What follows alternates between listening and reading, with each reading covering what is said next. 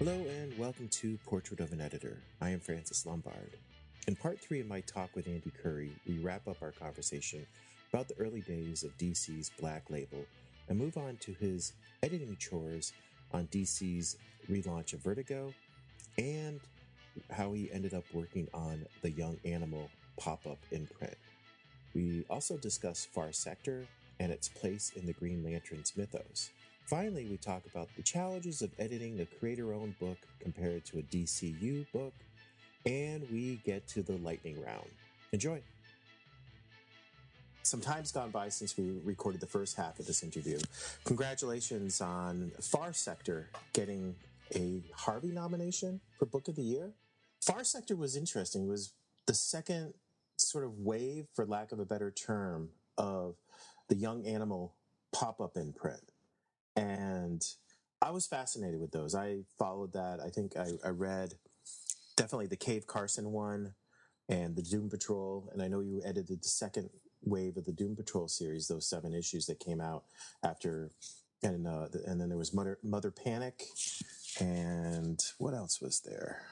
I think that was it. Oh, Collapser was also the second wave. Yeah, which I enjoyed. It was just wild comic book. But before we started recording, you were saying that these ideas, was it the ideas of the pop-ups that came from Vertigo? Because I know Shelley Bond was editing the launch of Doom Patrol. And in what I was reading a while back, she was involved in getting Young Animal up and running. I believe that's the case. I think, I don't know whose idea the pop-up concept was. DC had many imprints over the years. Certainly relative to other publishers. There was, of course, Vertigo, but also Wildstorm. There was CMX. There was Minx for a sort of ahead of its time, young adult, young reader graphic novel line that Shelley was in charge of. Also, there was briefly a Humanoids imprint at DC. That's what I was working on. There was a lot of room at DC historically for imprints to present like different, types of books for different audiences. And I think Shelley was definitely on the ground floor of what became Young Animal. I was in DCU still at that time. There was a big editorial shuffle, a reshuffle is what they call it, about 2 years into Rebirth.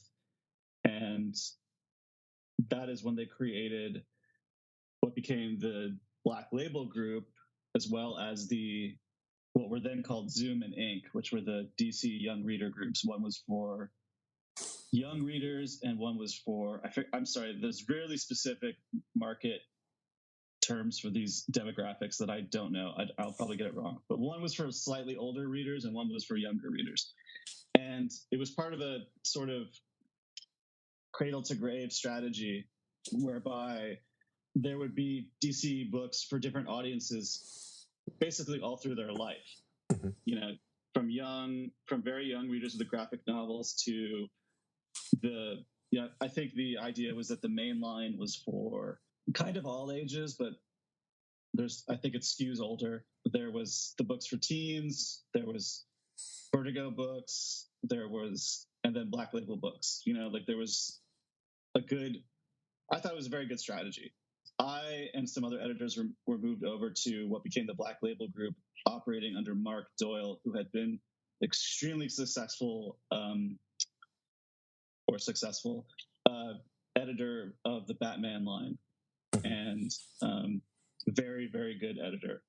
And he had come from Vertigo originally. That was his original DC editor job. And then he had, moved into the Batman stuff and done very well with it.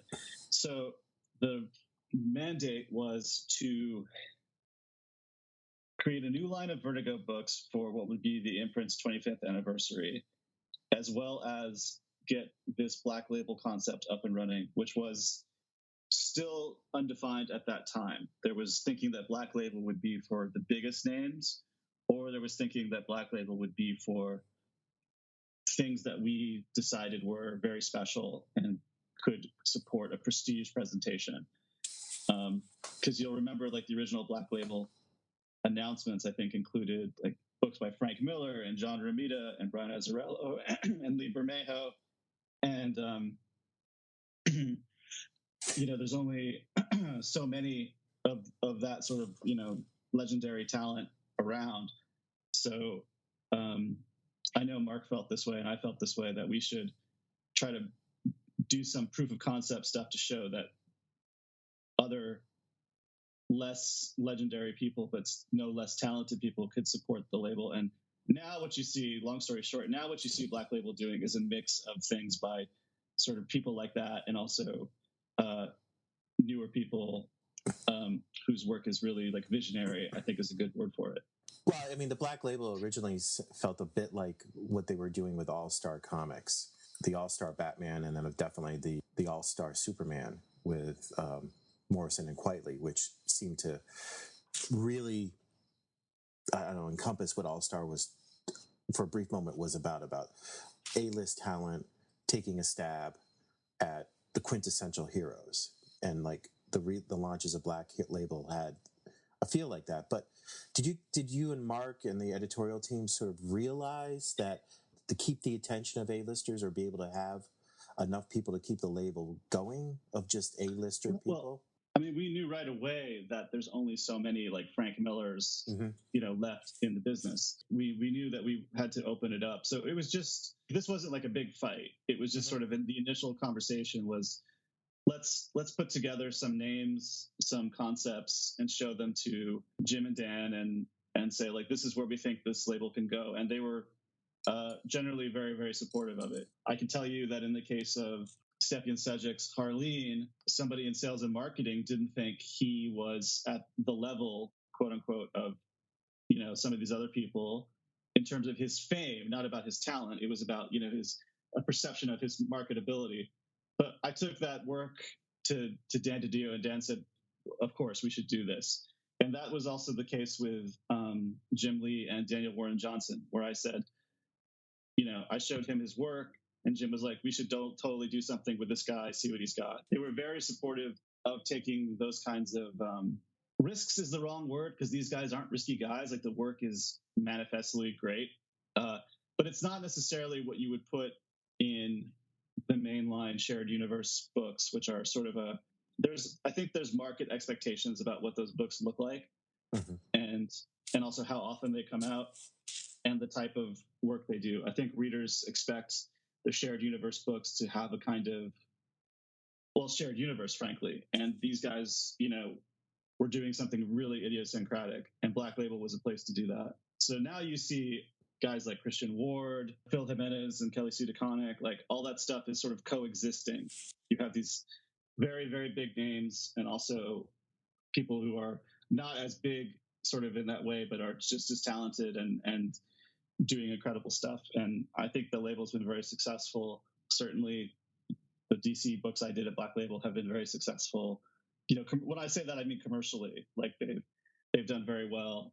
That was sort of the mission, is to make like really high quality prestige stuff that is also perennial potential, stuff that will sell forever, like an All-Star Superman or a Dark Knight Returns or a New Frontier, things like that, which any person can pick up and recognize, the character, and read a complete story about the character. Because in the case of all of them, Batman Damned or Wonder Woman Historia or even Wonder Woman Dead Earth, the character at the center of those stories, even though the stories are not in continuity and sometimes they take place in far-flung settings, the character is still basically the classic version of the character.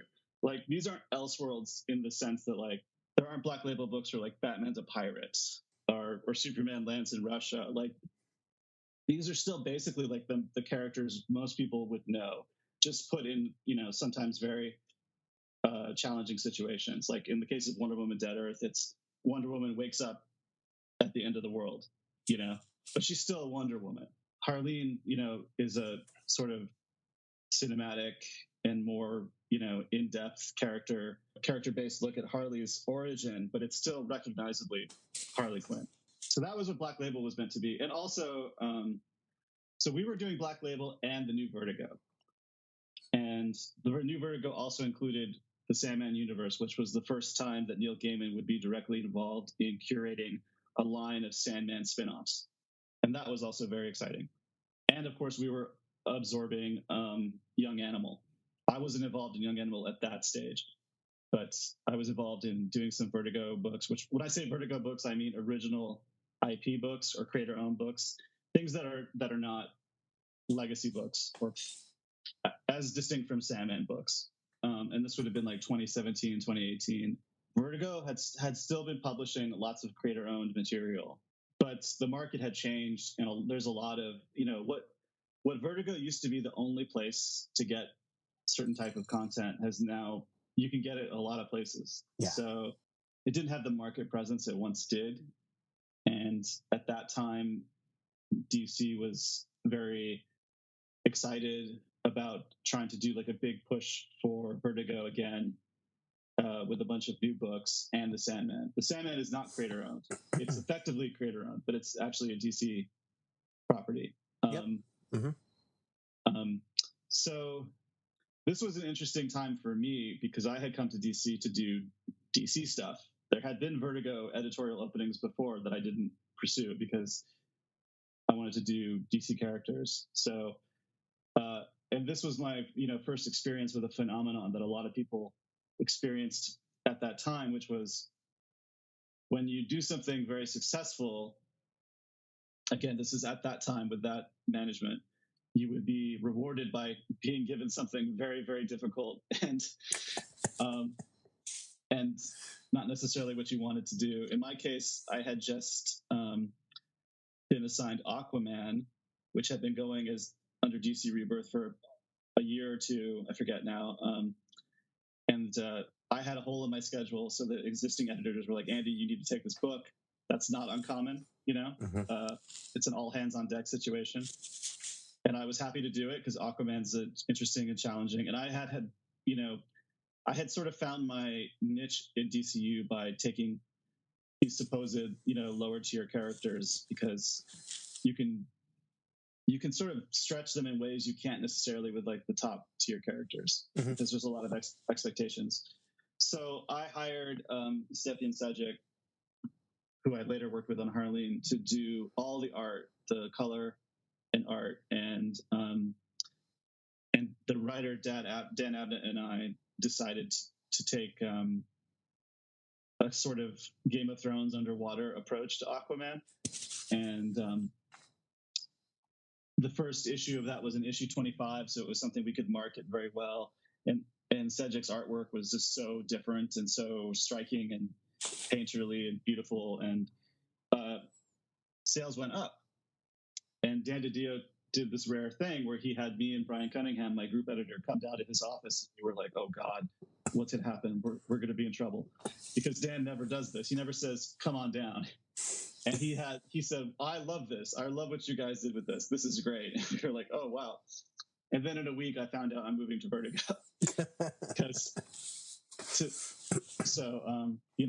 You do something good, then they give you something harder to do, and it's like a vote of confidence, but it's also like, it's a challenge, because there were just many market challenges for Vertigo. I mean, really simply, Vertigo books were selling at basically the same level as books like them from other publishers like Dark Horse or Image, with comparable creators. But they're much more expensive to make at DC because DC has so much overhead. There's editorial, there's marketing, and there's design, and there's and DC pays page rates for everything. There's no creators go out of pocket at DC, which they sometimes do at other places. Especially like indie books where they front everything. The publisher gets it published. The publisher doesn't pay them their rates and things like that. And so, and usually on that deal, the creator's the last one to get paid after everything's, on that too, after all the money's been recouped. But DC's paying everything up front on a page rate. Right. So putting out a lot of money.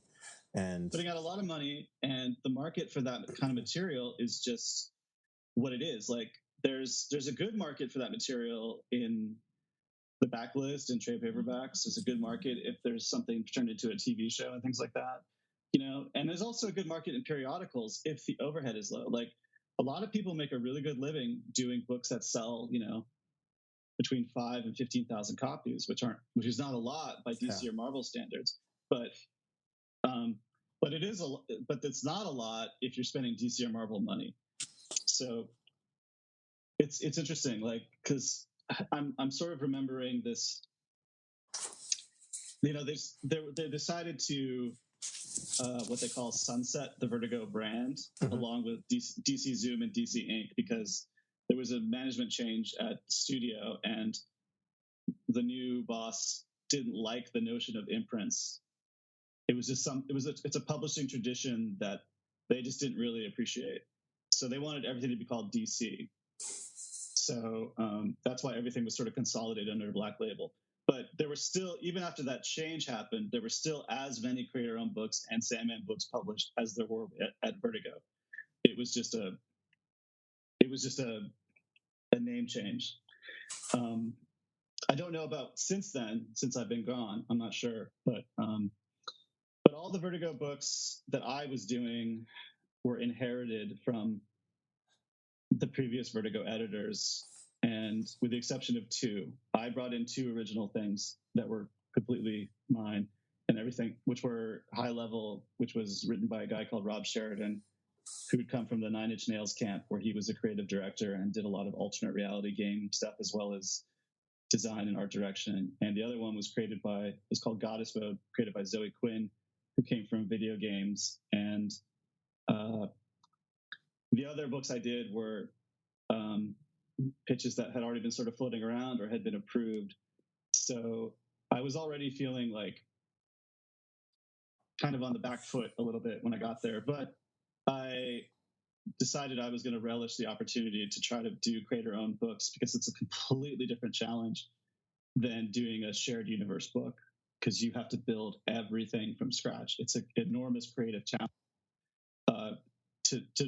Because you could set almost anything in Gotham City. The reader understands Gotham City, or to expand it, World War II. Like, you can set almost any kind of story against World War II, and the audience will sort of have a sense of where you are in time and space and the circumstances that surround the drama and the story. But when you're doing an original science fiction book or an original horror book, you kind of have to invent everything, to immerse the reader in that stuff. So that was a really fun challenge.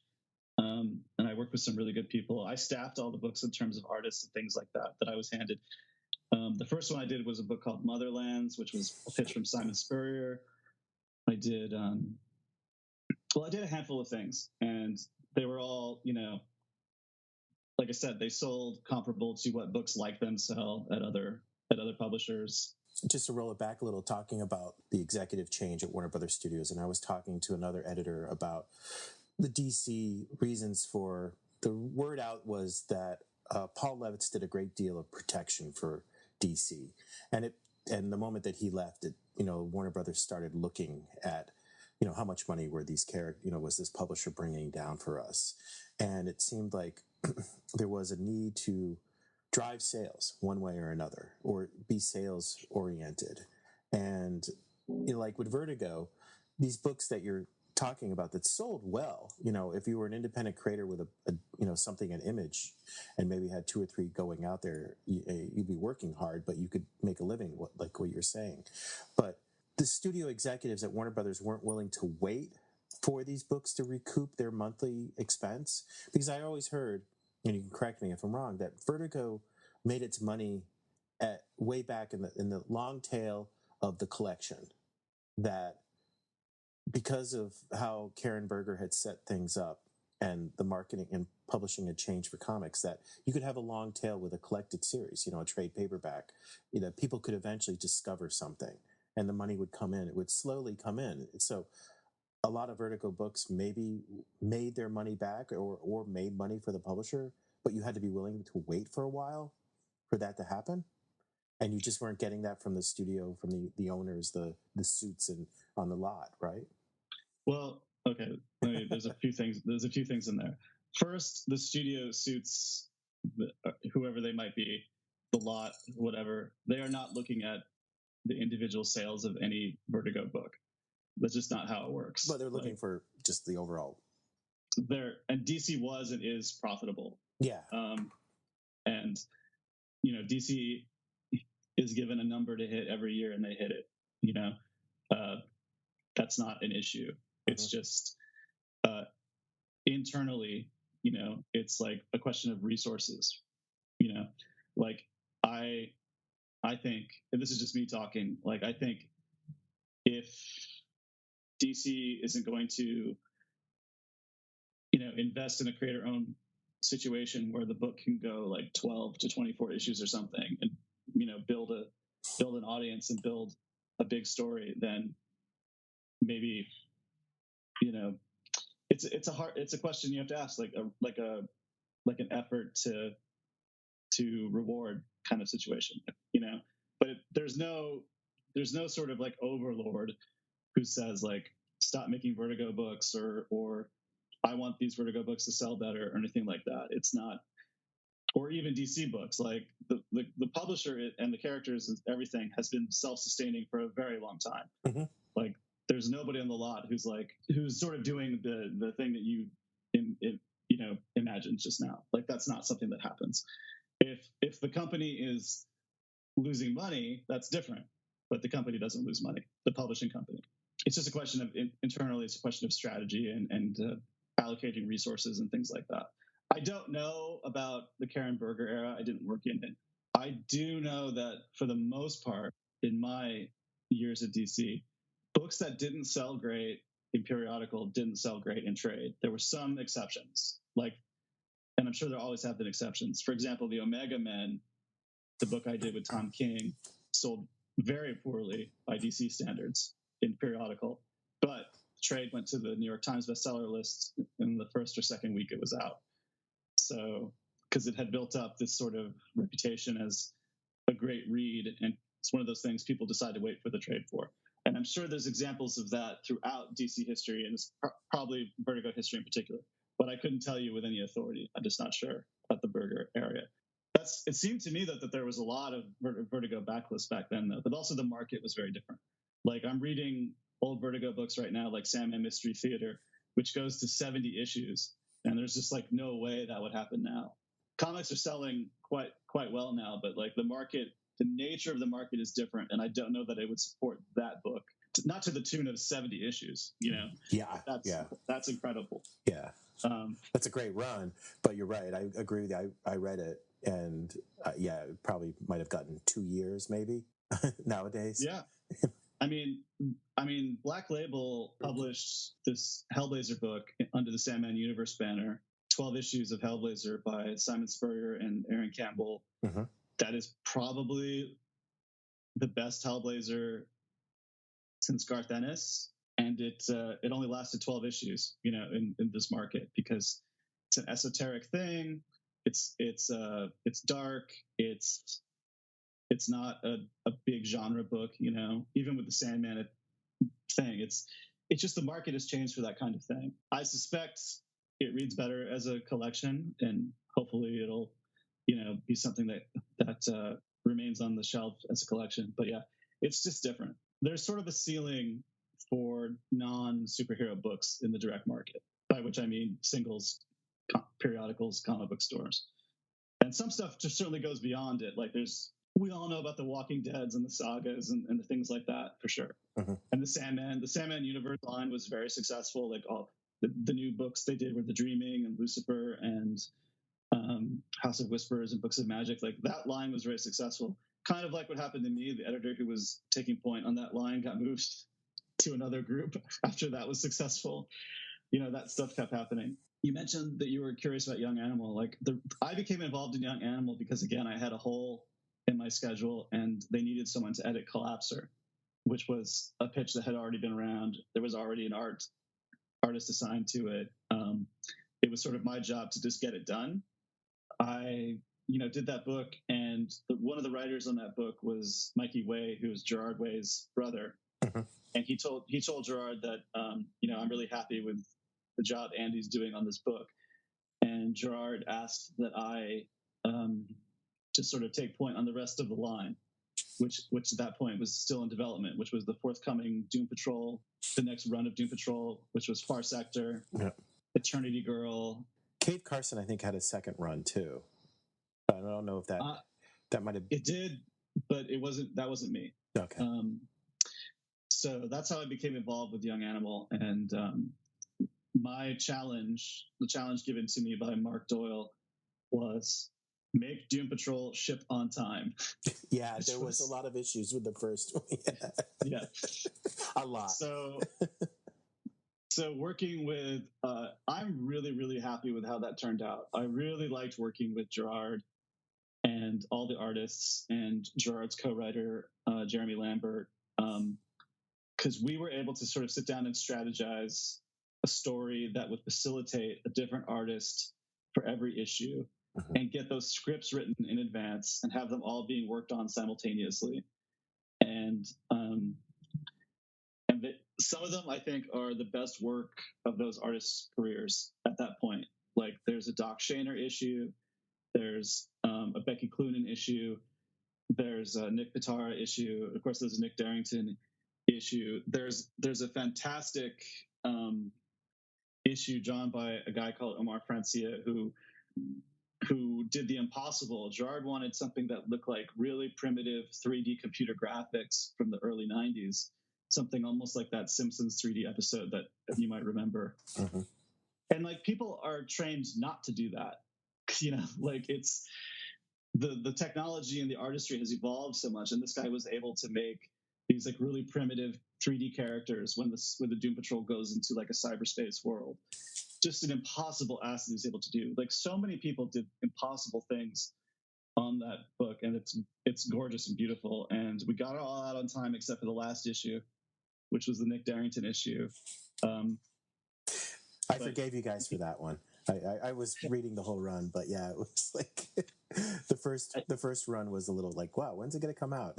But 7 wasn't that late. It wasn't that late, That's an example, though, of something I think that happens to editors, or at least happens to me, is where you find yourself working on a book that maybe you wouldn't have chosen, but it ends up being a really great experience creatively for you. And because you have to, at least I believe, you kind of have to like get into character to if I can sound a little pretentious about it, like you have to become the first fan who reads this stuff, and you have to become the first fan who responds to it, and you have to learn what people like about these things and make sure that stuff is being pushed to the surface. And that's sort of where I came around, starting with Rebirth on my like Green Arrow book and Suicide Squad and stuff like that. Like that's sort of a process, I guess, that I've taken through everything, including the Vertigo stuff that I inherited and also the Young Animal stuff.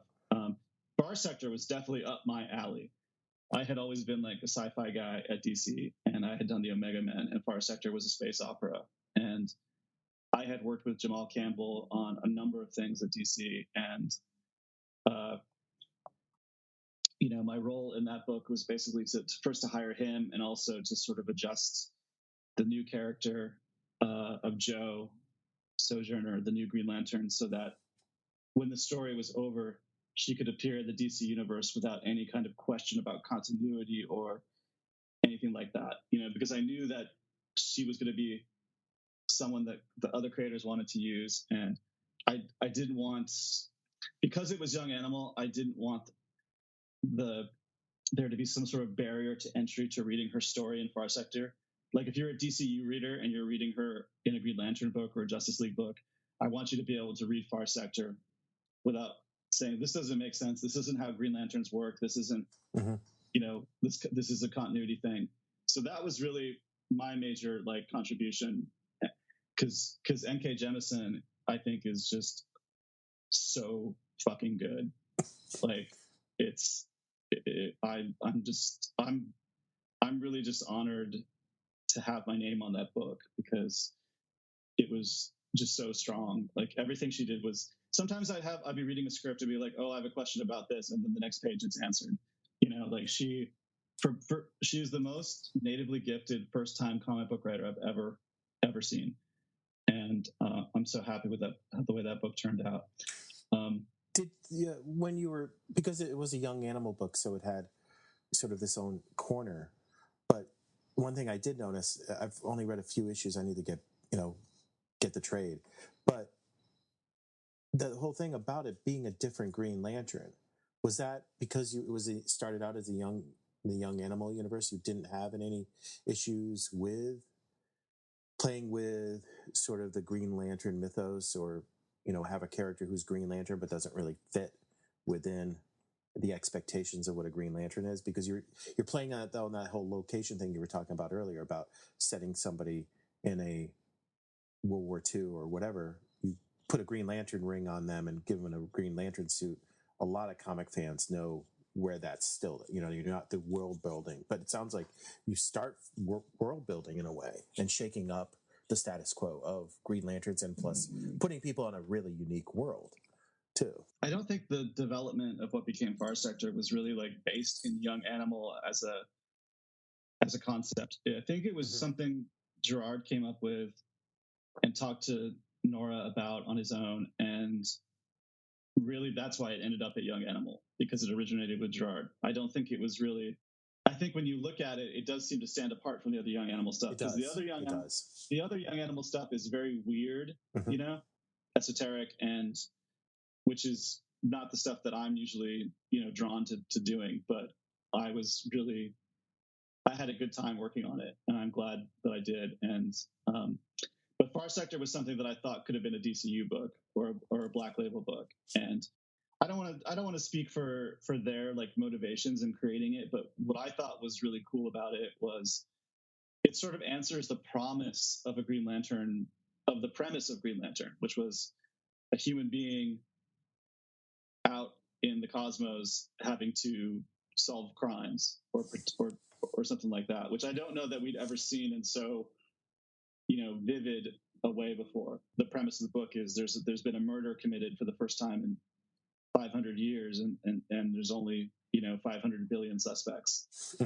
And the character of Joe is rooted in, like, I think great classic sci-fi, she's rooted in the now of our world. She's a former NYPD cop. She's a former member of the armed forces who was feeling disillusioned and uncertain, and she was given this chance to make a difference, and she decided to take it, and that's what happened. It's very simple in that way, and I don't know that, like, the Green Lantern mythology is, of course, really, really complicated, and good. It's good. It's very good. But there was something really appealing about sending this like lone human being out to this world for a year in story time, because it was a 12-issue series. That's, as a Green Lantern fan, was like the kind of thing I wanted to see for a long time. And of course, with the artwork of Jamal and the world building of Nora, it really feels like a true science fiction story, as opposed to a superhero story with science fiction elements. Yeah. And that might not have been able to happen at DCU. That's something that, like, Gerard's label was able to give us the freedom to do that without really being accountable to anybody. Because if it says like Green Lantern on the cover and it's selling a certain level, or you do something like maybe there's not enough fighting in the issue or something like that. Like, sometimes you heard stuff like that from people. You'd be like, this was a good issue, Andy, but I could use like a few more pages of action, or things like that. Like, that's sometimes the feedback you get in DCU. So you didn't have to worry about that at Young Animal at all. Well, that goes back to, like, before we started recording, about the advice that Mark Chiarello gave you about, remember, we're doing stories where Batman punches the Joker, but within that realm, within that frame, you can do a lot of other things. Can you explain that a little better? For the audience, of like what that piece of advice and why it rings so, I guess, important for you. During all that work you had. To repeat it for people who don't remember, I said Mark Chiarello told me, at the end of the day, our job is Batman punches the Joker. And what I interpret that, and the way I take that and the way that I apply that, is we can be really creative and we can be really clever and we can be very artsy fartsy if we want to. But at the end of the day, we have to remember that these are stories about superheroes and supervillains. In other words, dramatic stories, adventure stories, that we shouldn't ever lose sight of that. We didn't in Far Sector, and I always thought about that on the DC stuff I did, like even the Black Label stuff. You have to remember to have these dramatic beats, these dramatic stakes, these big visuals, things like that, like fundamental stuff. And you can build on it. You can do something really modern and really cool. Even if you dress it up and disguise it, it's still got to be there. You know, that visceral thrill of reading a superhero comic that you hope will fire whatever neuron it is that makes people enjoy them. You know, that makes people remember why they like them. Or that's how I take that advice that Mark gave me. Mark may not have meant it in such a deep way, but that's how I applied it. You know, being put in these corners, you know, coming off of Aquaman, turning Aquaman around, and then being given sort of, well, you are going to be challenged by the new assignment that you had because you had too much success, but also, and then working on Doom Patrol, which, as you just said, is not something you would like raise your hand for if somebody was offering you the position, but you found it to be a great experience. How did that inform how you approach editing on the next project, you know, and how you look at editing? Has it, in a way, forced your skills and your point of view to evolve in a way that you didn't expect? And did you pick up new things on the way? You definitely pick up new things on the way. I think kind of the job of editing is like learning. You have to learn every day, just as a matter of course, because you work with so many different people. You know, if you talk to creators, they'll talk about sort of the singular focus and even isolation of working on a long-term assignment, especially artists who have to just draw page after page after page for a year or two. But editors jump from book to book, from minute to minute throughout the day, throughout the 8-hour day, every day. You have to change your approach for every project and every person on the project. So I think it makes you a pretty well-rounded storyteller.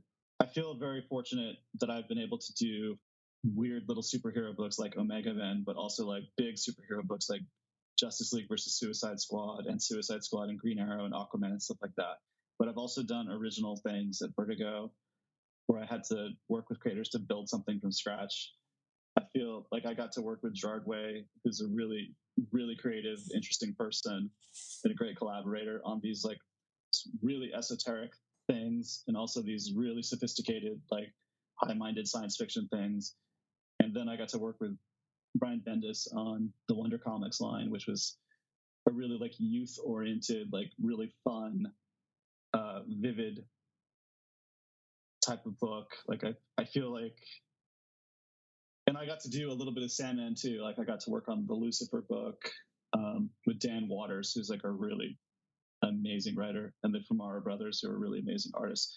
But again, it's not like superhero stuff. It's stuff that maybe I wouldn't have done otherwise. And it was my bosses at DC who thought that I would be good at it. The lessons you learn on one project inform the other, because to do a book like a Lucifer or a Far Sector or Doom Patrol or Young Justice, you kind of have to do a lot of research, and you have to do a lot of thinking and a lot of conversations, strategize what you want to do and how you're going to approach this stuff. So there's a lot of thinking and there's a lot of talking, and that's how you learn. That's how you grow and expand your skill set and your tastes as well. One of the things I really admire about Mark Doyle and what I really liked about working for him was he was very experienced, much more than me. And he said to me about some stuff that I wanted to do at Black Label and did do at Black Label. He would say things like, you know, this isn't my cup of tea, but I know enough to know that somebody will really, really like this, and I trust you, and, you know, go do this. And that is, I think, maybe a uniquely editorial point of view, like a point of view you come to because you've done so many different types of things and seen so many different types of things in the market, you know, that you may not have cause to pay attention to or experience in a different role, because why would you? That was a great example, you know, that Mark set. in that way. That should I ever find myself in a managerial position again, that I would definitely use him as an example in that way, because having done all these things, I can see, like I mentioned, like Doom Patrol wasn't necessarily the thing I would have chosen to do, but having done it and having seen the rewards of it personally, professionally, commercially, I could say, yes, this is something valuable. So I'm glad that I had that experience. And again, I'm really, really proud of it. I had the same experience on Green Arrow too. Like Green Arrow was the book I sort of was assigned, and I was never a big Green Arrow guy, but now I'm like the Green Arrow guy. Like I love Green Arrow so much, because I think that you kind of have to. Like at least that's my process. Like I have to become like the biggest fan of this thing to do it, and that's what I did to everything I worked on at DC, even the creator-owned stuff. Like I have to become the biggest fan of it, so I can try to make it as good as I can. You're not only the first reader, but you're also the biggest fan in a way that you will defend it or promote it, everywhere is in sort of a way. You have to, you definitely have to defend the book. Maybe defend is too strong a word, but internally you have to sort of fight for the book to get its due. When you inherit someone else's book, that's already in progress. It's different than when you inherit like a pitch or something. Like some of the Vertigo books I inherited were already approved pitches that we were going to do, but it was still up to me to develop them and execute them. But if you inherit someone's book that's already up and running, you're never going to I don't know. Like I don't think you're going to treat it with as much love as it was something that you did on your own. I mean, fortunately, I never had to inherit someone's book under the circumstances. The only one I did was probably Aquaman, and that had a market, justification for changing because issue 25 was coming up, and that's a good time to sort of say like issue 25, new direction, that kind of thing from the ground up. Yeah. You mentioned earlier, like do you learn things that roll over into the next thing? Absolutely. At least I did. With all this experience you've had and a very eclectic approach, eclectic experience really with different titles, and also coming from reporting in comics, what's the next stage of your career? Where do you take all this wealth of knowledge and experience? Well, at the moment, I'm editing some books that are going to be published by Image Comics or are being published by Image Comics. Great. Which is a completely different experience, because Image is such that you really have to, like as a creator, you have to make all the decisions, like things I never even thought about at DC because we had so much, just such a well-oiled machine around us. Like, how much does the book cost? What paper is it on? Where you have people reminding you when they need assets, when they need it was just a whole new learning curve, which is again part of the fun of the gig, is learning to do things in a different way. Like, and I'm working the book I'm working on that's out is called Sins of the Black Flamingo, and it's by Andrew Wheeler and Travis Moore, and it's an occult cat burglar story set in Miami. It's sort of like Michael Mann meets Hellblazer. It's pretty cool, and I've got some other things I don't know that I can't talk about, but they haven't been announced, so I just don't know, because I'm working for creators now, so it's like I can't really like elect to say things about those books yet. But I think it's just historically ex-DC editors become comic book writers, and that's something I'd like to try, particularly now that I've seen what it takes to make a book at Image and other places. It's, and also how to make a book at DC. Like I feel confident that I could do something. Whether I'll turn out good at it remains to be seen. But because not every editor is necessary. Like even if you're a good storyteller, doesn't mean you're a good writer. But I don't know. I want to try that, and there's there's a lot of I've done some stuff that I can't talk about. I'm not trying to be coy or mysterious or something like that, but like I've done some things that are like DC related behind the scenes for like other companies, and that are DC partners. And I don't know that I can talk about them just because I'm not sure what the nature of those things are, like consultant types of things. I don't want to get you in trouble because I've heard stories, Yeah. But I'm honestly not trying to be like, isn't it so annoying when you see people online and we're like, I'm doing something really cool I can't tell you about, like you think, no, you're not. Because I know I'm keeping busy and I hope to have some more stuff to talk about. Well, but it's just whatever I do, it will be because I had this job at DC. Yeah. And worked with the people I worked with. And I'm still very close to the people who work there. And I think they're, a lot of them who are now like full editors when I started there were junior editors or assistant editors. And I'm just really, really impressed and happy with their output. And I think, I think it's probably a great time to be an editor at DC. And I'm very, very grateful that I got to do all the different things I got to do there. It's been just kind of a dream gig, like you mentioned, I'd been in the comics reporting field before. Like that's a tradition I'm proud to be in. That's how Roy Thomas and Paul Levitz, got into the business too. Not that I'm comparing myself to them, but I do like that that's a path, footsteps I could follow. And then I mentioned before, I got to work with so many like heroes of mine, like Mark Chiarello and Mike Harlan, and also just like really good contemporaries. Like I think Chris Conroy, who's editing the Black Label group and Sandman stuff now, is like such a strong, creative voice there. And I think Marie J. Evans is a fantastic storyteller and editor in chief. Like I don't know. I still really care about those people and about that work. And every day, readers will tell me on Twitter about something I worked on that, meant something to them. And I think some people think that like, oh, art, can change the world and stuff like that. And I don't know if I believe that, but I do believe like you can have an intimate experience with art as like an individual, and it can maybe entertain you for a moment or inspire you to do something or make you think about something. And, that is, creatively, that's like the measure of success, I think, when it comes to like the audience, because like you can feel successful about something you've done on your own terms or within your team. And then there's also the commercial aspect.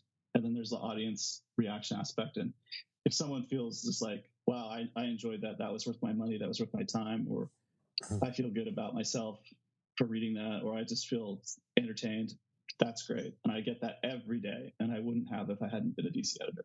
Not to sound sort of cliche, but like it's a great blessing. I'm very, very lucky, especially something like Batman 89, which I feel like I was put on this earth to work on with Andrew Marino and Joe Quinones and Sam Hamm. Seeing you're a new guest, I have to put you through the lightning round. I think you've listened to a couple other episodes, so you know what you're about to get into. Would you be up for that? I think I'm ready. Okay. So, what creator, living or dead, would you like to edit or wish you had a chance to have edited? Probably Darwin Cook. Although I don't think I would have presumed to edit him as such. He was a master storyteller, but I really would have liked to have got to know him. And I think that would have been sort of a selfish. Sorry, that was my dog sneezing. That would have been a sort of a selfish, thing where I think I would have learned quite a lot. But yeah, I think Darwin Cook. What comic have you read recently that wowed you? I really loved Cliff Chang's Catwoman Lonely City, which was written, drawn, colored, and lettered by Cliff, who was himself a former DC editor. Yeah. And edited by my good friends Chris Conroy and Andrea Shea at Black Label. I just thought it was just such a wonderful idea, and expressed so beautifully and simply, and I was just sort of blown away by it. I mean, I was still working there when the project was being developed, and I'd seen sort of a primordial version of it in layouts and things like that. But the finished product was just fantastic, and I think it's a perennial that will sell forever and ever. And I was just really blown away by it. I'm looking forward to getting the hardcover. I've already ordered it, but I just love the hardcovers. So I was like, I'll wait to get that. While you're working, what do you prefer to have on? Music, something, the television, radio, a podcast, or just silence? Music. I really liked listening to. When I was in the office, I did an experiment where I would decide what album I was going to listen to, and over the course of an 8-hour day, I would get through one album for all the pausing, for meetings and little visits at the desks and lunch and all the sort of distractions in the office, which is why I became a big believer in the work from home, because I think I was much more productive at home because there are just so many things that happen in the office. So I liked listening to music at the office for sure. Like I would decide, well, this week I'm going to listen to the entire Joy Division catalog or George Michael catalog or Vangelis or whatever, and just keep it on in the background as I work. Definitely love listening to music, but definitely more instrumental rather than sort of pop music or rock music. And what's your favorite comic book convention and why? When I was a kid, San Diego for sure. When you walk into Comic-Con, especially in the 90s, before all this stuff that we're talking about was so mainstream, yeah, it was so validating to see so much celebration of all this stuff that you love and the people who make it, and it was just great, you know, because all this stuff was so cult, and now it's not like that at all, of course. But as an adult, Emerald City Comic-Con, because that for a long time anyway was like on this coast the most like comics show. Mm-hmm. And I am often asked on social media like tips for becoming an editor or breaking into the business and things like that, and some of my really good friends and collaborators were people that I hung out with at that show when we were just sort of coming up. You know, you don't network up, network laterally, network with your peer group, because you will all sort of come up together, and there are people in comics who I can call for a favor, for a cover or whatever, who I was, you know, just a little convention rat with, you know, going to the bar, staying up late, talking comics,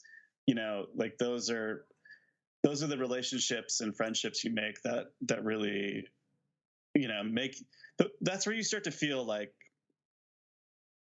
you know, if indeed working on comics is what you want to do, mm-hmm. like those kinds of conventions and those kinds of relationships are the ones that are they're gonna make you feel like you're part of something and part of a peer group, and you know, just as you work on your career more and more, you're gonna find like those people that you were friends with and came up with are the ones who are going to be there for you, and you're gonna. It's just a great feeling to know that like you came up together. You remember like sitting in a couch in a lobby in the middle of the night after everyone had gone to bed, talking about your favorite comics and things like that. Emerald City was that show for me, for sure. That's great. Well, hey, thank you very much. I think we can just end it right there. That's a great piece of advice, and Emerald City does seem to be the one that everybody I talk to comes back to, and does seem to be a magic there. Thank you very much, Andy. Thank you, Francis. This is really fun.